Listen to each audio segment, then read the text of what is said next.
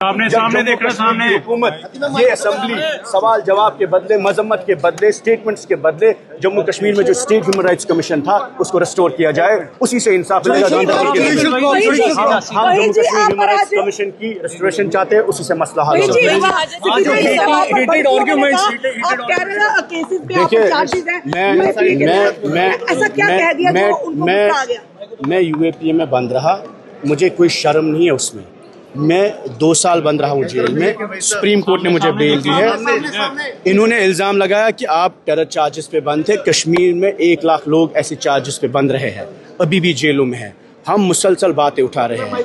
हमने इनसे बार बार सवाल उठाए, एज एन अपोजिशन जो हमारा हक है हमने वो सवाल पूछे। इनका व्यवहार ये है कि जो भी बात करेगा वो उसको अलगाववादी कहिए, सेपरेटिस्ट कहिए, मिलिटेंट कहिए, आतंकवादी कहिए, इस नाम से ये कश्मीरी नौजवान को एक टैबू लगाते हैं। उसके बाद इनको लगता है कि बीजेपी भी इनके साथ है, दिल्ली भी साथ है, और यही 1987 में हुआ। जिन लोगों ने इलेक्शन लड़ना चाहा वो हम जैसे नौजवान थे, यासीन मलिक, सईद सलाउद्दीन, वो इन लोगों ने बनाए। 1987 आउटकम ऑफ दीज स्टेटमेंट्स। इन्होंने डिनाई किया, they denied democratic space to the youth of Jammu and Kashmir. और इसी तरीके में उस वक्त नई दिल्ली को कहा कि ये सेपरेटिस्ट है, ये माफ के लोग हैं, ये पाकिस्तान के लोग हैं, उनको कुचेल दिया। आज जेलों में, कब्रों में वही नौजवान, 1 लाख जो जम्मू कश्मीर के नौजवान, हम जैसे नौजवान थे, आम इंसान जो डेमोक्रेटिक प्रोसेस में क्वेश्चन क्या खता था सईद सलाउद्दीन का, वो भी एमएलए बनना चाहता था। यासीन मलिक का क्या खता था, वो पोलिंग एजेंट था। ऐसे नौजवानों को इन्होंने जेल की सलाखों और कब्रों में भेजा है। हम पे इल्जाम तराशी कर सकते हैं, हमें उन पे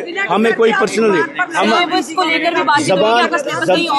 हमारा मकसद ये है कि जम्मू कश्मीर के जो मसाइल है, लैंड बिल के हवाले से बात हुई, आपने भी देखा। हमने एक बिल लाया, हमने कहा गरीबों को मालिकाना हुकूक दीजिए।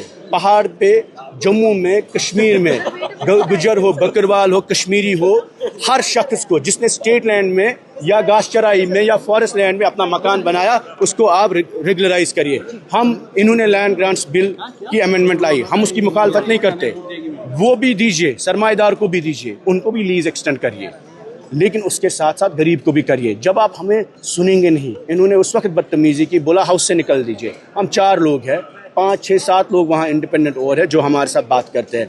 अगर बात करने का एक्सेप्टेंस और टॉलरेंस इस सरकार में नहीं है, जिनके पास 50 MLA है, तो हमारे पास क्या है? इनसे पूछे दूसरा सकीना जी से कि आपके कौन लोग, आपके कौन से स्टाफ, आपके कौन से रिश्तेदार जो लिस्ट बनाते हैं, जिस 23,000 लोग पोस्ट आउटसोर्स किए गए हैं, वो लिस्ट किसने बनाए? बैकडोर अपॉइंटमेंट्स किसने किए? इनसे पूछिए। और ये हमें धमकाते हैं कि आपके लोगों को ट्रांसफर करेंगे, आपके रिश्तेदारों को लिस्ट बना रहे थे अंदर कि हमारे कौन कौन से लोग कहाँ पर सरकारी नौकरियों में हैं, उनको ट्रांसफर करेंगे। आप इनसे पूछिए, हर उस बंदे पर प्रोब होना चाहिए जिन्होंने फेक लिस्ट बनाए हैं। ये भी कहा है कि 2019 के बाद जो कुछ हुआ है उसके रिस्पॉन्सिबल पर्सनल अटैक जो देखने को मिला आज, वो दोनों तरफ से कहा गया। देखिए, मसला सिंपल है।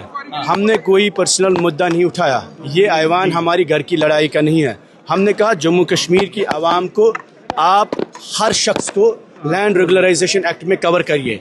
जो आप अमेंडमेंट ला रहे हैं, परसों जब बात हुई तो हमने कहा जो लैंड ग्रांट्स बिल में आपने चेंज लाई है, आप इसमें होटल्स और लीज वालों को ला रहे हैं, लाइए, अच्छी बात है, हम इसके साथ हैं। लेकिन उसके साथ साथ गरीबों को भी करिए जो लोग स्टेट लैंड में रहते हैं।